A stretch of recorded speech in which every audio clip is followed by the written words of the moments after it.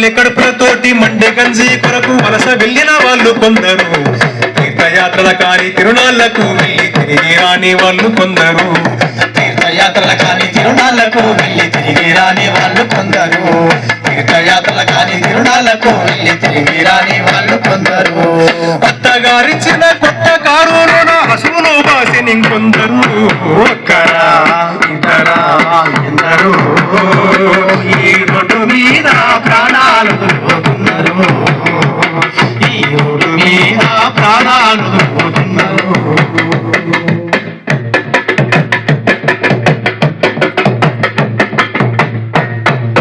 కాళ్ళు చేతులు పోయి సాగు బతుకుల మధ్య సచ్చి బతికేటోళ్ళు కొందరు, ఇంటి దిక్కు పోయి ఇంటిల్లి పాదిని సంపుతున్న వాళ్ళు కొందరు, ఇంటి దిక్కు పోయి ఇంటిల్లి పాదిని సంపుకున్న వాళ్ళు కొందరు, ఇంటి దిక్కు పోయి ఇంటిల్లి పాదిని సంపుకున్న వాళ్ళు కొందరు, అమ్మ నాన్న పోయి ఆదరణ కరువయ్యి,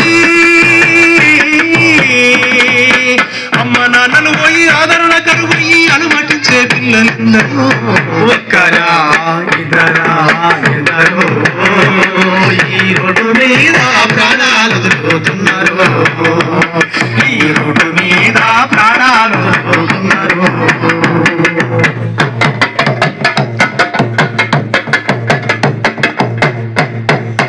ఇన్సూరెన్సు లేక లైసెన్సు లేకుండా బండ్లు నడిపేటోళ్ళు కొందరు, మత్తు మందు దాగి ఎదురొచ్చే వాళ్ళను బుద్ధి సంపేటోళ్ళు కొందరు, మత్తు మందు దాగి ఎదురొచ్చే వాళ్ళను బుద్ధి సంపేటోళ్ళు కొందరు, మత్తు మందు దాగి ఎదురొచ్చే వాళ్ళను బుద్ధి సంపేటోళ్ళు కొందరు, లైటు లేని లారీ బ్రేకు లేని బస్సు నడిపి సంపేటోళ్ళు ఎందరో, ఒక్కరా ఇద్దరా ఎందరో ఈ రోడ్డు మీద ప్రాణాలు దొరుకుతున్నారు, ఈ రోడ్డు మీద ప్రాణాలు దొరుకుతున్నారు.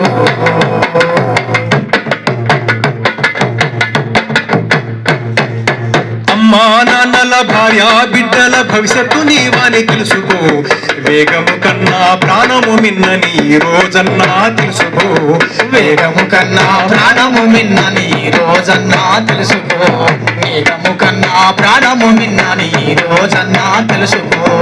అమ్మా నాన్నల భార్య బిడ్డల భవిష్యత్తు నీవని తెలుసుకో, వేగము కన్నా ప్రాణము మిన్నని ఈ రోజన్నా తెలుసుకో, వేగము కన్నా ప్రాణము మిన్నని ఈ రోజన్నా తెలుసుకో, వేగము కన్నా ప్రాణము మిన్నని ఈ రోజన్నా తెలుసుకో.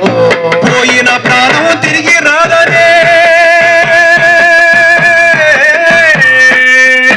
పోయిన ప్రాణం తిరిగి రాదనే జీవిత సత్యం తెలుసుకో, ఒకరా ఇద్దరా ఎందరో ఈ రోడ్డు మీద ప్రాణాలు పోతున్నారు, ఈ రోడ్డు మీద ప్రాణాలు పోతున్నారు, ఈ రోడ్డు మీద ప్రాణాలు పోతున్నారు, ఈ రోడ్డు మీద ప్రాణాలు పోతున్నారు. పోలీస్ బాధ్యత నిజంగా పోలీస్ బాధ్యత ఎంతుందో దానికి 100 రెట్లు తల్లిదండ్రుల బాధ్యత. ఇంతకుముందు మన సర్పంచ్ నేను అదే ఆప్షన్ మీద మాట్లాడదాం అనుకున్నా, శివ మాట్లాడతాడో లేదో అనుకున్నా, కాకపోతే 8:30కు మన పిల్లాడి ఇంటికి రావాలి. ఆ టైం టేబుల్ పెట్టుకుంటే ఒక్కసారి బద్దలు వలగొట్టడం అంటే వాడు మళ్ళీ రోజు 8:30కు వస్తాడు. నిజంగా మన పిల్లాడాన్ని కుట్టకపోయినాం అనుకో ఈ రోజు దాటిపోతుండ్రు. నిజంగా కొంతమంది ఒక బ్యాచ్ పరంగా తీసుకుంటే ఒక 6-7 ఏళ్ల కింద బ్యాచ్ చేసిన వాళ్ళు మంచి జాబ్ చేస్తుండ్రు. ఉదాహరణకు భాగ్యమ్మ కొడుకు కావచ్చు, బుచ్చిరెడ్డి కొడుకు కావచ్చు, ఒడ్ల సీన్ కావచ్చు, అంటే ఇట్లా చెప్పుకుంటూ పోతే ఒక 10 మంది పేర్లు. అంటే నేను గొప్ప అని చెప్తలేను, ఒక బ్యాచ్ అనేది వాళ్ళు టీమ్ గా జాబ్ చేసుకొని మంచి చేస్తున్నారు. నెక్స్ట్ టీం కూడా నెక్స్ట్ జనరేషన్ కూడా మంచి చేస్తుంది. ఇప్పుడు రాను ఇప్పుడు ఉన్న జనరేషన్ పుట్టేవాళ్ళు నిజంగా హై స్కూల్ కాడుకోతే స్కూల్ కాడుకోతే పోపు తీయకుండా నిజంగా 15th ఆగస్టుకి వస్తే ఒక పండుగ సెలబ్రేషన్ గా చేసి చాలా మంది పోయేవాళ్ళం. పిల్లలు వినకుండా పిల్లలు ఏంటంటే టీచర్లు ఫ్రెండ్లీ టీచర్ అయినరు. టీచర్ కొడితే తల్లిదండ్రులు పంచాయతీ, పోలీసులు కొడితే ఫ్రెండ్లీ పోలీసే, తల్లిదండ్రులు ఫ్రెండ్లే, ఇంకా పంచాయతీ ఇంటింటికాడ పంచాలి. దయచేసి నిజంగా మనకు పిల్లలకు టైం టేబుల్ చూడు బిడ్డ, నువ్వు ఈ టైంలో చదువుకో, ఈ టైంలో తిరుగు, 8:30కు నువ్వు ఇంట్లో ఉండాలని ఒక బాధ్యత పెట్టుకొని మనం ఆ క్రమంగా ఒక టైం టేబుల్ పెట్టుకొని పోతే నిజంగా మనం బాగుపడం అనుకోని కుటుంబమే ఉండదు.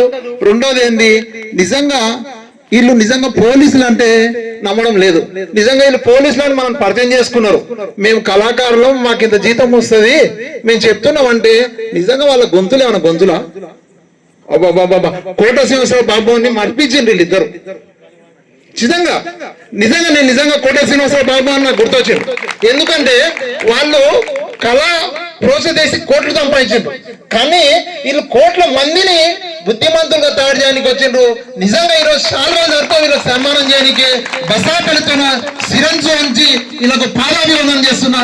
సార్ నిజంగా మీరు రాము సార్ అని తెలుసు, మీరు ఎలక్షన్ డ్యూటీలో వచ్చినని కూడా తెలుసు, కానీ మీ గొంతింతుంటే ఆ రోజే పరిచయం చేసుకుంటుంటే మిమ్మల్ని. నిజంగా మనిషి టాలెంట్ ఎవరు సొత్తు కాదు. ఆయన పోలీసు, అరే ఉస్కలాడొస్తే ఇచ్చిపోతాడు, ఇటుకపోతుంది ఇంటికాడ. ఆయన పైసలు అవసరం లేదు, ఆయన టాలెంట్ గుర్తుపట్టి జానకి గారు ఐపీఎస్ గారు అంటే పెద్ద ఆఫీసర్లు ఇలాంటి కళా బృందాన్ని నిజంగా బసాపల్లి పంపించినంటే నిజంగా ఈ మాట నా ద్వారా బసాపల్లి ద్వారా జానకి మేడం గారికి చెప్పండి, మా మేడం గారికి పాదాభివందనం అని చెప్పండి మా ఊరు గ్రామంతో. ఎందుకంటే ఈ రోజు ఇంతమంది పిల్లలు ఇక్కడ ఉన్నారు, ఒక్కరు మారినా నిజంగా వీళ్ళ జన్మధన్యం. నేను కూడా రోజు దేవతలు ఉంటా, ఈ రోజు చేను కోసిన నా బిడ్డ నా కొడుకున్నారు.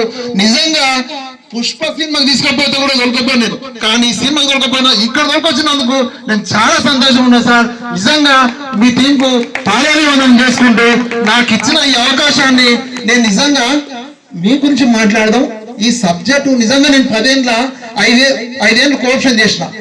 దాదాపు నేను ఎంత పెద్ద టీంలో మాట్లాడగలుగుతా మీటింగ్ లో, నాకు భయం అనేది తెలియదు. అంటే అది నా టాలెంట్, కానీ మీ గొంతు చూసి మీ నటన చూసి ఆయన సార్ మీ పేరు తెలియదు సార్, రామ్ సార్ అని జగదీష్ సార్ చాలా గొప్పగా కోట శ్రీనివాసరావు బాబుని మర్పించి బసాయపల్లిలో నిజంగా 70mm సినిమా చూపించిండ్రు. మీకు మా గ్రామం తరఫున కృతజ్ఞతలు తెలుపుకుంటూ చాలా ఎక్కువ మాట్లాడితే క్షమించండి.